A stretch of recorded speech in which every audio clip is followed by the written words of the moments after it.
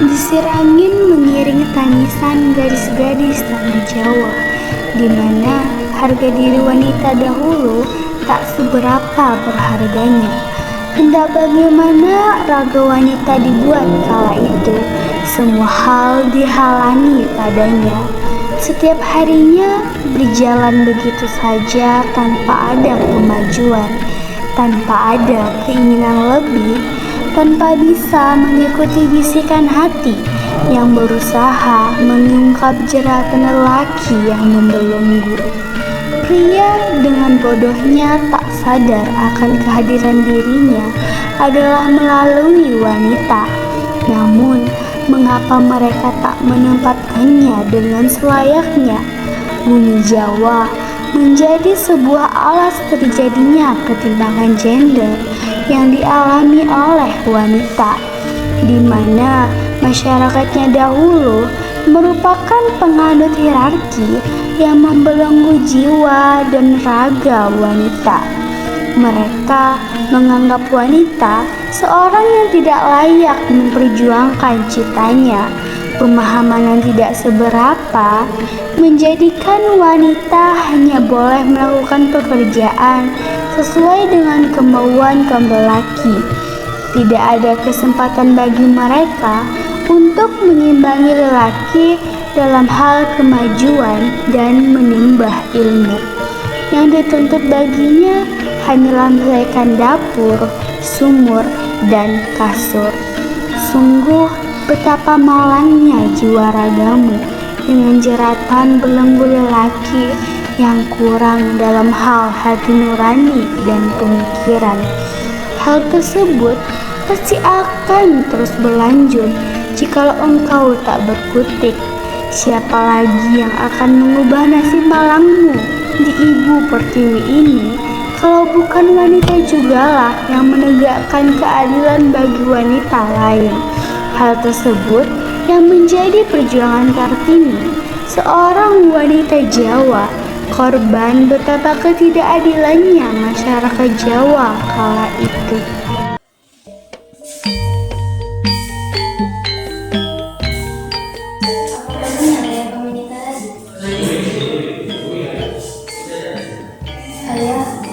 Ayah sudah tidak punya pilihan lain. Ini demi kebaikan kita. Jadi, Karin Arjang Murza, saya rasa menjadi garwa Patmi di sini. Saya ingin kalian semua untuk menerima yang baik. Begitu, Tuan.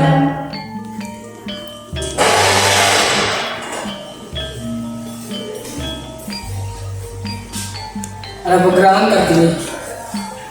Ayah, kenapa Raden Ajeng Murjan yang menjadi garwa Patmi? Kenapa bukan ibu, Ayah? Apakah karena ibu bukan dari kaum bangsawan? Kartini mohon jawab pertanyaan Kartini. Apakah benar ini semua karena ibu bukan dari kaum bangsawan? Kenapa Ayah tega untuk melakukan ibu sebagai pembantu? Kenapa Ayah? Cukup Kartini, ini semua sudah keharusan. Ikuti saja apa adanya. Sudah saja merumu itu. Ayah pergi dulu. Berhentilah memikirkan yang tak perlu, Kartini. Saya menyaksikan penderitaan dan menderita sendiri karena penderitaan ibu saya dan karena saya anaknya. Aduhai, sedalam-dalamnya itulah penderitaan neraka. Ada hari tanpa kegembiraan dan amat sedih, sampai saya terengah-engah dan mengidam-idamkan akhir hidup saya di dunia ini, dan hendak mengakhiri sendiri kalau saya tidak sangat mencintai ayah saya. Kebudayaan masyarakat Jawa seolah-olah megang wanita pada zaman itu. Ketika menginjak usia 12 tahun, wanita-wanita Jawa akan dipaksa untuk mengikuti budaya pingitan. Pingitan adalah adat istiadat masyarakat Jawa di mana wanita tidak diperkenankan keluar rumah sampai seseorang datang meminangnya. Begitu juga dengan Kartini. Ia terpaksa mengikuti budaya pingitan yang di mana itu tentunya memutus mimpinya untuk terus belajar. Selain budaya pingitan, wanita-wanita Jawa juga sering menjadi korban pernikahan paksa. Tak peduli seberapa kuat mereka menolak, mereka akan tetap dinikahkan dengan pejabat-pejabat daerah yang tidak jarang sudah memiliki istri demi menaikkan status sosial mereka. Hal inilah yang memperkuat tekad Kartini bahwa wanita berhak mendapatkan pendidikan. Ayah, izinkanlah Kartini untuk bersekolah. Tidak Kartini, kamu itu wanita. Tidak perlu untuk sekolah tinggi-tinggi. Ikutilah adat istiadat kita. Tetaplah di rumah sampai seseorang datang meminangmu. Tapi ayah, Kartini, sebaiknya kamu tahu batasanmu. Ini adalah ketetapan adat istiadat. Apakah kamu mau nama ayahmu tercoreng hanya gara-gara sifat egoismu itu? Ibu, ada Mandoro. Kartini harus sekolah, Bu. Jadi apa Kartini kalau tidak sekolah, Bu? Apakah masa depan Kartini tergantung siapa yang bilang Kartini? Tidak, Bu, tidak. Pendidikan yang bisa mengubah Kartini, Bu.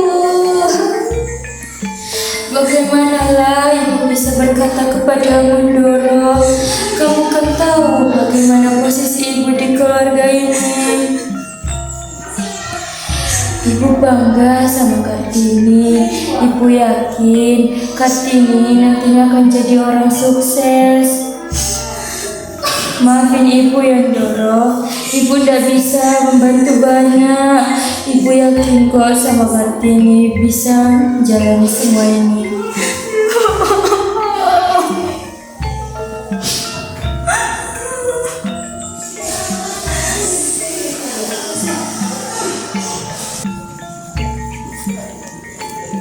Ada apa gerangan Kartini? Apakah kamu ingin membahas tentang sekolahmu itu lagi? Sudah ya katakan, tidak maka tidak.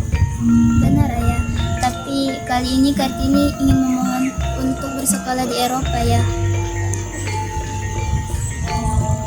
Baiklah, jika ayah tidak mengizinkan Kartini untuk bersekolah, izinkanlah Kartini untuk mengajari anak-anak perempuan sekitar sini ya.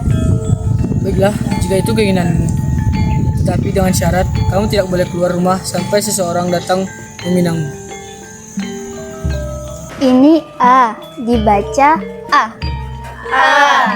Ini A juga, A. Ini I. Ini U. Ini E. Ini O. Cara menjahit itu kayak gini.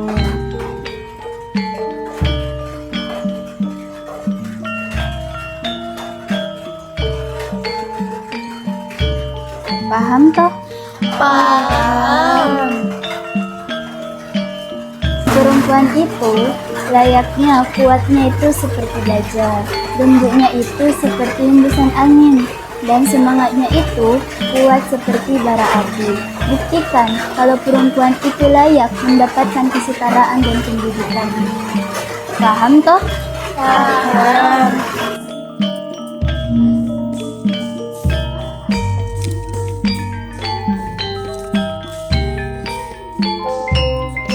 To my friend Rosa Abendana, which language, even if we master it well, can express the vibrations of the soul as precisely as possible. Such a language does not exist. There is only a magical language that is unspoken, which does not take the form of words or symbols, but its meaning can be understood by anyone who has feelings. Such a language is the language of pure and clean eyes, the mirror of a bright soul. I really love women. I care about their fate because they were disrespected and oppressed, as is still the case in many countries in this bright century. Signed, Kartini. Kepedihannya kini benar-benar tak terungkapkan. Masa sekolahnya harus terhenti dan dengan tiba-tiba para sahabatnya meninggalkan Kartini. Dalam hati Kartini masih tersimpan secercah harapan untuk belajar.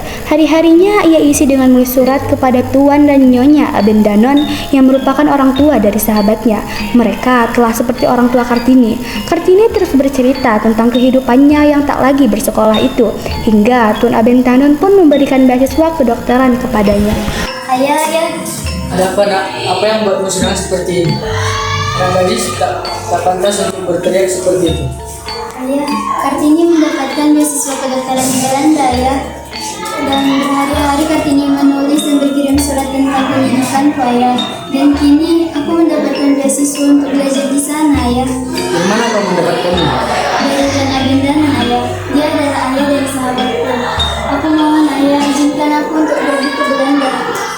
Tapi Kartini, pendidikan itu memang penting. Apalagi dia beasiswa suamiku. Ayah mengerti, kamu tak akan merepotkan. Tapi seorang gadis tak pantas untuk berpendidikan berlebihan. Ayah bilang ini berlebihan. Yang maksud ayah? Kapan asal kamu mendapatkan pendidikan, ayah?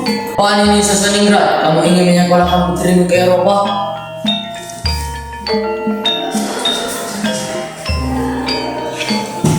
Tidak bisa. Mengapa ia harus sekolah tinggi-tinggi? Apa jangan-jangan kau ingin membuatnya menjadi bupati juga? Dan takut tetap sama, dan tak bisa kau ubah. Raden Alusidi akan datang menemuimu. Marilah Raden, akan kubiarkan kalian berdua berbicara. Kartini, kita akan memberitahumu sebentar. Jika aku berkata tidak pun, aku tahu kau pasti akan minta sebagian waktu. Kartini, seperti yang telah kau tahu dari ayahmu, aku menemuimu karena aku ingin meminangmu, Kartini. Berhentilah membicarakan apa yang telah kau ketahui. Bukankah jika kau ingin meminangku, kau hanya mengutarakannya pada ayahku, sedangkan dia tidak meminta kesediaan dariku. Mungkin yang kau katakan memang benar, Kartini. Tapi aku meminangmu karena aku mencintaimu, Kartini. Cinta? Kau bilang hal untuk memiliki ini adalah cinta? Sederhana sekali pemikiranmu, Raden. Tapi memang itulah yang kurasakan, Kartini. Itulah bedanya cinta yang kau miliki dengan cinta yang kau anggap Raden. Kartini, aku tidak mengerti apa maksud perkataanmu itu. Berbicara tentang cinta, dalam diri ini pun tersimpan sebuah cinta, Raden. Namun, cinta yang kau miliki berbeda dengan cinta yang kau anggap, Raden. Cinta ini tidak hanya sekedar ingin memiliki, namun cinta ini sudah ada sejak lama, dan itu adalah cinta yang tertuju pada mereka kaum wanita. Kartini, apa maksudmu? Aku benar-benar tidak mengerti. Raden, jika aku bisa bertanya kepadamu, jika engkau mencintai seseorang, apakah yang kau lakukan jika kau akan mendapatkannya? Tentu, aku akan memperjuangkan cintaku untuk Kartini. Begitu pula cinta ini, Raden. Jika aku ingin memperjuangkan cintaku, tentunya aku juga harus berpendidikan, Raden. Baik-baiklah, aku telah mengerti Kartini. Tapi bagaimana dengan ayahmu? Bukankah dia ingin engkau menikah denganku? Lalu, aku juga ingin engkau menikah denganku, Kartini. Itu karena kaulah yang datang menemui ayahku, Raden. Dan itu terserah padamu. Jadi, engkau ingin aku membatalkan pinanganku ini, Kartini? Tentu, Raden. Karena dengan cara inilah aku bisa melanjutkan sekolahku, Raden. Lalu bagaimana dengan cintaku, Kartini? Tak pantaskah aku merasakan cinta? Ini tak adil, Kartini. Kartini, biarkan aku memperjuangkan cintaku ini, Kartini. Dan urusan mengenai engkau ingin bersekolah, aku akan menyampaikannya kepada ayahmu, Kartini. Tapi bagaimana jika ayahku tetap melarangku untuk bersekolah? Kalau memang ayahmu masih melarang, aku akan tetap mendukung cita-citamu, Kartini. Akan kudirikan sekolah, tempat untuk kau belajar dan mengajar, Kartini.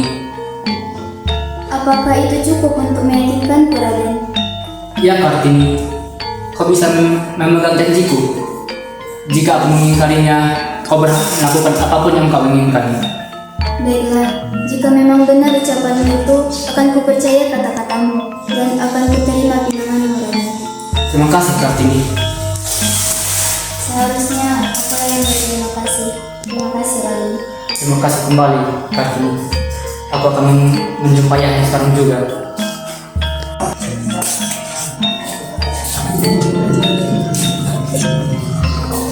Kartini, inilah sekolah yang sudah kubangun untukmu. Terima kasih, Raden. Jadi, untuk ini kalian harus mengenai aksara-aksara ini. Yang seperti ini bentuk huruf A, yang seperti ini bentuk huruf I, yang seperti ini itu huruf M. Jadi, kalian harus bisa membedakan antara tiga huruf tersebut. Paham?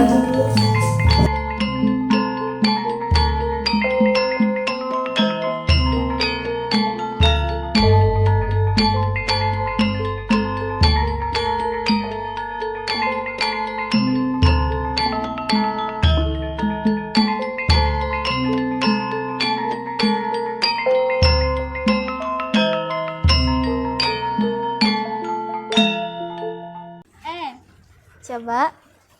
A. Coba. Bisa. Mengapa ia sekolah tinggi-tinggi? Apa jangan-jangan kau ingin membuatmu menjadi bupati juga?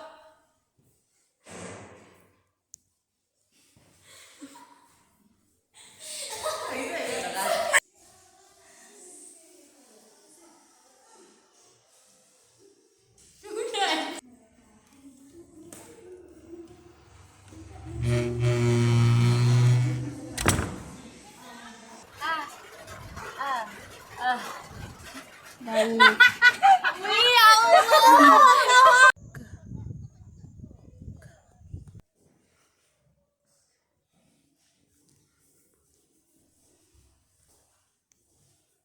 Nah, masukin lagi.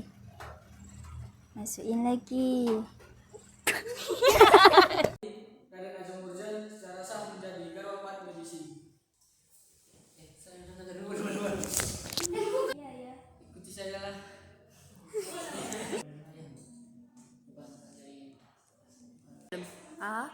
A B C.